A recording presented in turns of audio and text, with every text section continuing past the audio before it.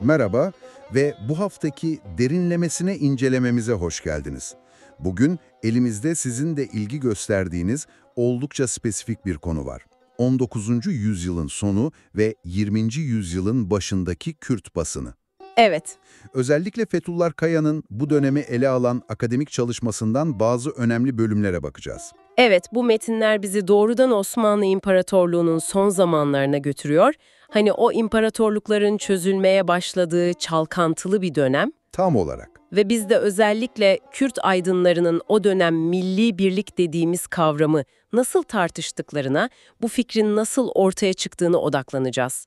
Kabaca 1898-1920 arasını kapsayan bir dönem bu. Bizim de buradaki amacımız sizin için bu kaynaklardan en çarpıcı, en dikkat çekici bilgileri, o döneme dair içgörüleri damıtmak aslında. Hı hı. Yani milli birlik o yıllarda ne ifade ediyordu, hangi fikirler daha çok öne çıkıyordu ve tüm bu tartışmalar Kürt kimliğinin oluşumunda nasıl bir etki yarattı?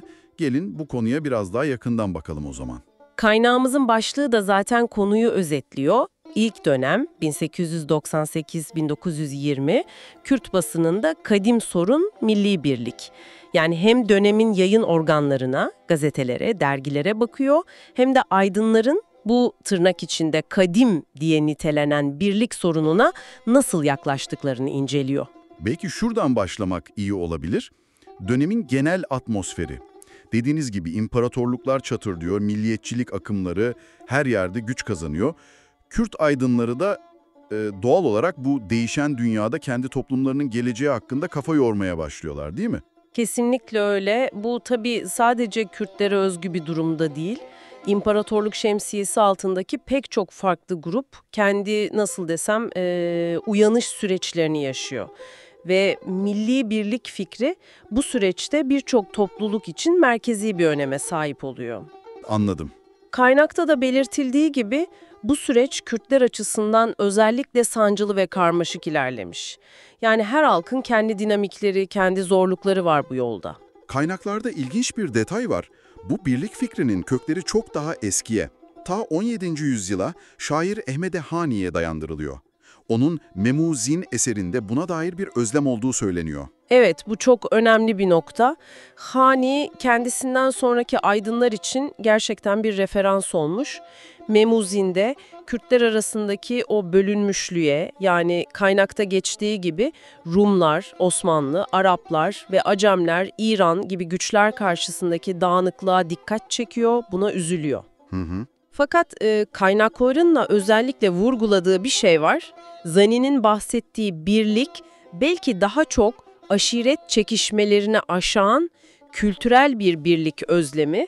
Bu 19. yüzyıl sonrasında tartışılan modern hani ulus devlet fikriyle bağlantılı milli birlik anlayışından biraz farklı. Yani kavram aynı kalsa da içerik değişiyor zamanla. Aynen öyle. Aydınlar Zani'ye atıf yapıyorlar ama aslında kendi çağlarının sorunlarına, o yeni dönemin gereklerine cevap arıyorlar. Bu geçmişten ilham alıp onu yeni şartlara uyarlama çabası aslında. İşte bu yeni şartlara uyum sağlama meselesi sanırım kaynaklarda geçen icaba asra intibak ifadesiyle de bağlantılı. Yani çağın gereklerine uyum sağlama, bu aydınlar için temel bir zorluk buydu o dönemde. Hem de nasıl? İcabı asrı intibak, o dönemin entelektüel havasını anlamak için kilit bir ifade bence. Aydınlar sadece geçmişe, işte Hani gibi figürlere bakmıyorlar, aynı zamanda yaşadıkları çağın getirdiği sorunlara, milliyetçilikler, modernleşme baskısı, imparatorluğun belirsiz geleceği gibi bunlara bir çözüm bulmaya çalışıyorlar. Evet. İşte bu adaptasyon çabası, Kürt sorununun nasıl ele alındığını, birlik arayışının hangi temellere oturtulduğunu doğrudan etkiliyor. Yani eski ile yeni arasında, gelenekle modernlik arasında bir denge arayışı var sürekli. Ve bu yeni fikirlerin, bu arayışların yayılmasında da basın çok kritik bir yerde duruyor anladığım kadarıyla. İlk Kürt gazetesi Kürdistan'ın 1898'de çıkması da tam bu noktada bir dönüm noktası sanırım. Kesinlikle bir milat. Miktat Midahat Bedirhan'ın Kahire'de başlattığı Kürdistan gazetesi, modern Kürt yayıncılığının ilk adımı sayılıyor. Ama tabii yayın hayatı hiç de kolay olmamış. Öyle mi? Evet, kaynaklar sürekli baskı ve sansürle mücadele ettiğini, bu yüzden de yayın yerini sık sık değiştirmek zorunda kaldığını anlatıyor. Kahire'den sonra Cenevre'ye, oradan Londra'ya, hatta İngiltere'nin Folkestone diye bir kentine kadar uzanıyor bu yolculuk. İlginç. Bu bile tek başına bu fikirleri yayma çabasının ne kadar zorlu, ne kadar meşakkatli olduğunu gösteriyor aslında. Sürgünde başlayıp sürgünde devam eden bir yayıncılık serüveni bu. Yani Kürdistan ve onu takip eden dergi, gazete gibi yayınlar, Kürt aydınları için bir nevi, nasıl desem, fikir alışverişi yaptıkları, tartıştıkları bir alan olmuş. Çok doğru bir ifade. Bu yayınlar evet kısıtlı imkanlarla çıkmış, çoğu zaman kısa ömürlü olmuş ama yine de aydınların seslerini duyurdukları, tartıştıkları, özellikle de bu milli birlik söylemini geliştirdikleri çok hayati platformlar haline gelmiş. Peki, Süre görece bir özgürlük ortamı doğuyor, yayın sayısı artıyor ama o dönemde çok uzun sürmüyor maalesef. Sürekli bir iniş çıkış, bir mücadele hali var. Peki bu yayınlarda birlik fikri tam olarak nasıl işleniyordu? Başlangıçta ve sonrasında bir fark var mı? Kaynaklar ilk dönemde daha çok İslami bir çerçeve, İslam kardeşliği vurgusu olduğundan bahsediyor. Evet, bu da önemli bir ayrıntı.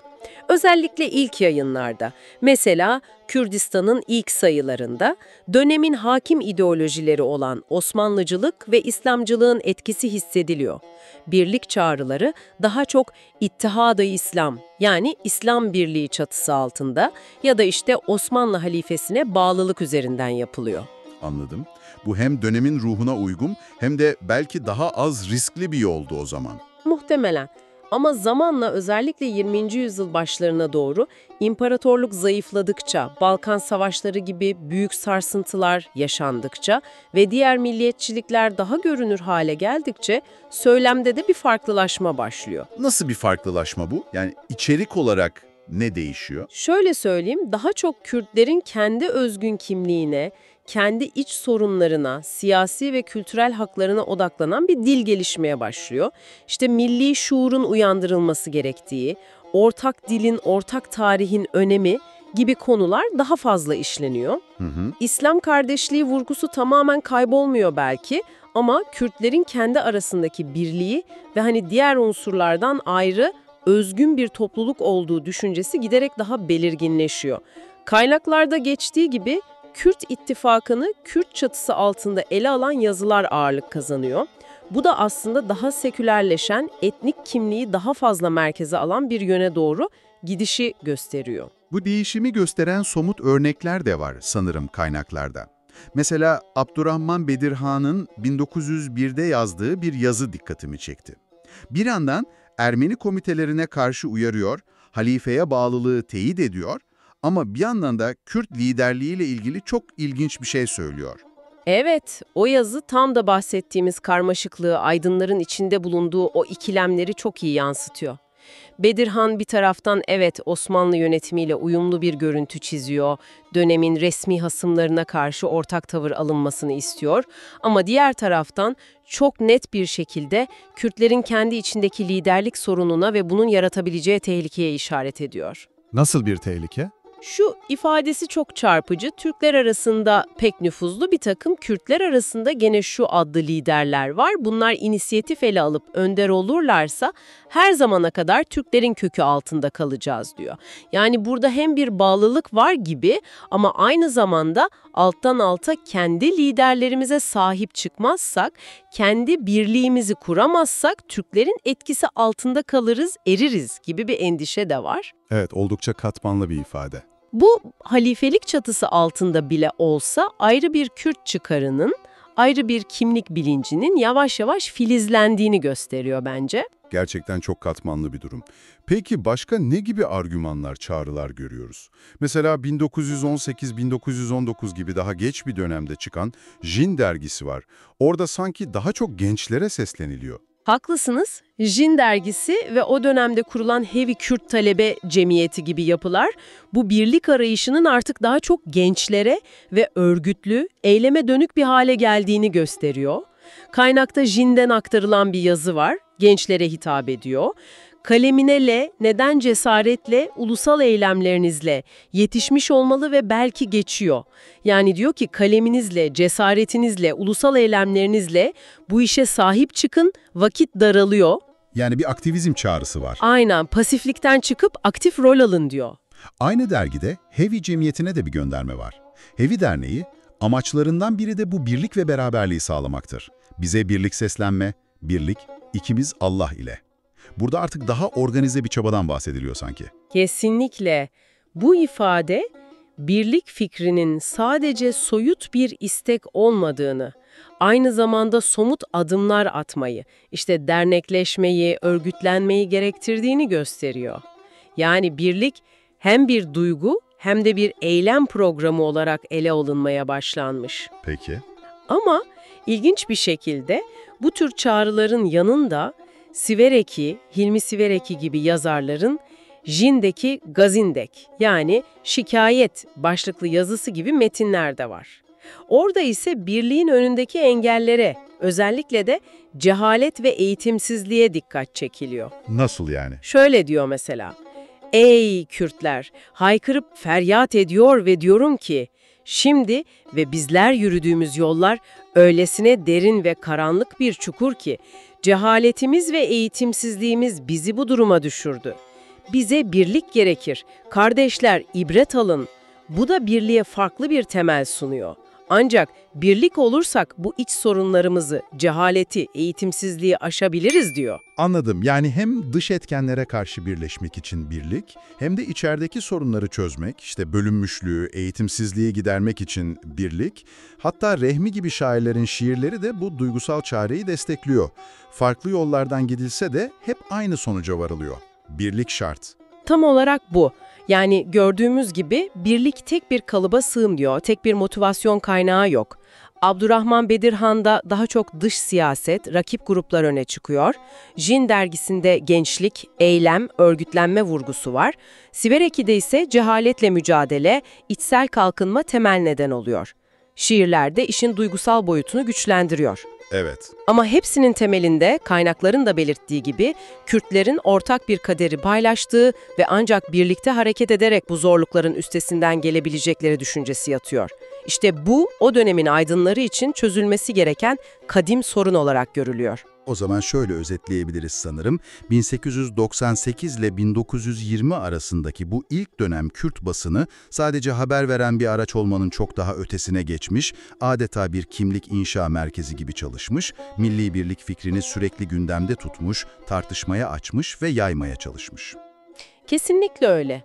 Bütün o zorluklara, sürgünlere, sansüre rağmen bu yayınlar Kürtler arasında ortak bir bilinç, ortak bir duygu ve düşünce dünyası yaratma çabasının en önemli kanıtları olmuş. Fikirlerin yeşerdiği, siyasi taleplerin belki ürkekçe ama dile getirildiği, kültürel kimliğin hatırlandığı ve en önemlisi o kadim sorun olarak görülen birliğin sürekli canlı tutulduğu mecralar bunlar. Kaynakların da vurguladığı gibi bu ilk dönemde oluşan entelektüel birikim, yapılan tartışmalar, daha sonraki Kürt siyasi düşüncesinin ve hareketlerinin de temellerini atmış oluyor. Evet. Bu süreci anlamak sadece Kürt tarihi açısından değil, Osmanlı'nın son dönemini, imparatorlukların nasıl dağıldığını ve bugünkü Orta Doğu'nun nasıl şekillendiğini anlamak için de bize çok değerli veriler sunuyor aslında. Bu yoğun ve gerçekten aydınlatıcı sohbetin sonuna yaklaşırken şunu çok net görüyoruz. 1898-1920 dönemi Kürt basını, milli birlik arayışının hem büyük zorluklarla mücadele ettiği, hem de fikirsel olarak olgunlaştığı, kristalleştiği çok kritik bir evre. Yüzyıllar öncesinden Ahmede Hani'nin sistemiyle başlayıp, 20. yüzyıl başının modern milliyetçilik fikirleriyle birleşen çok katmanlı bir arayış bu.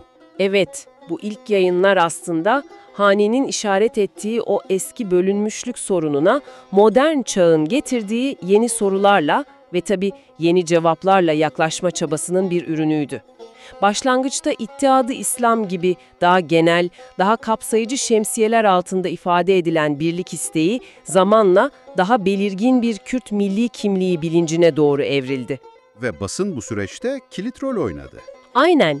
Basın bu dönüşümün hem tanığı oldu hem de bizzat bu dönüşümü şekillendiren aktörlerden biri haline geldi. Çok zor koşullarda bile olsa fikirleri dolaşıma soktu, bir kamuoyu oluşturmaya çalıştı ve belki de en önemlisi bir umudu canlı tuttu. Peki, o zaman hem size hem de bizi dinleyenlere üzerinde düşünecekleri bir soruyla bitirelim. Bugün ele aldığımız 100 yıldan daha uzun bir süre önce, çok özel bir tarihsel bağlamda, yani çökmekte olan bir imparatorluk içinde, rakip milliyetçiliklerin yükseldiği, dış güçlerin etkili olduğu bir ortamda şekillenen bu birlik söylemi, günümüzdeki birlik tartışmalarından ne gibi temel farklar taşıyor olabilir sizce? Güzel soru. Yani geçmişin o kendine has koşulları, mesela halifelik kurumuyla kurulan ilişki, imparatorluk vatandaşı olma durumu, komşu halklarla o zamanki ilişkiler ağı gibi faktörler, birlik kavramının içeriğini, savunulma biçimini ve hedeflerini bugünden ne kadar farklı kılmış olabilir? Üzerine düşünmeye değer bir nokta gerçekten. Bu ilginç yolculukta bize eşlik ettiğiniz için teşekkürler. Bir sonraki derinlemesine incelememizde tekrar buluşmak üzere. Hoşça kalın.